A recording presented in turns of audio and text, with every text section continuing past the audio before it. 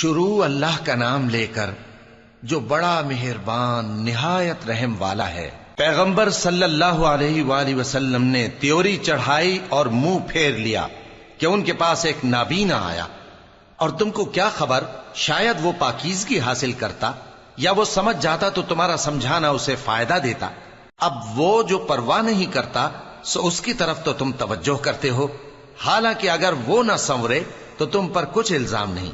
اور وہ جو تمہارے پاس دوڑتا ہوا آیا اور وہ اللہ سے ڈرتا بھی ہے تو اس سے تم بے رخی کرتے ہو۔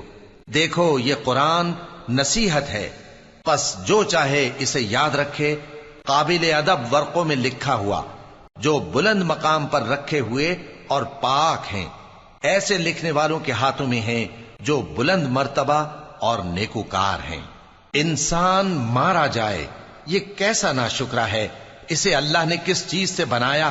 نطفے سے بنایا، پھر اس کا اندازہ مقرر کیا، پھر اس کے لیے رستہ آسان کر دیا، پھر اس کو موت دی سو اسے قبر میں پہنچایا، پھر وہ جب چاہے گا اسے اٹھا کھڑا کرے گا۔ کچھ شک نہیں کہ اللہ نے اسے جو حکم دیا اس نے اس پر عمل نہ کیا۔ تو انسان کو چاہیے کہ اپنے کھانے کی طرف نظر کرے۔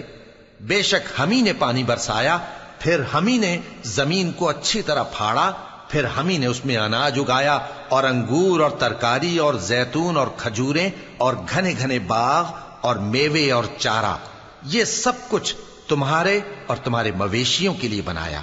تو جب کانوں کو پھاڑنے والی آواز آئے گی اس دن آدمی اپنے بھائی سے دور بھاگے گا، اور اپنی ماں اور اپنے باپ سے اور اپنی بیوی اور اپنے بیٹوں سے بھی۔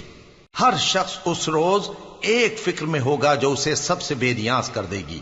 اور کتنے چہرے اس روز چمک رہے ہوں گے، خنداں و شاداں، یہ نیکوکار ہیں۔ اور اس روز کتنے چہرے ایسے ہوں گے جن پر گرد پڑ رہی ہوگی اور ان پر سیاہی چڑھ رہی ہوگی، یہی لوگ ہوں گے انکار کرنے والے بد کردار۔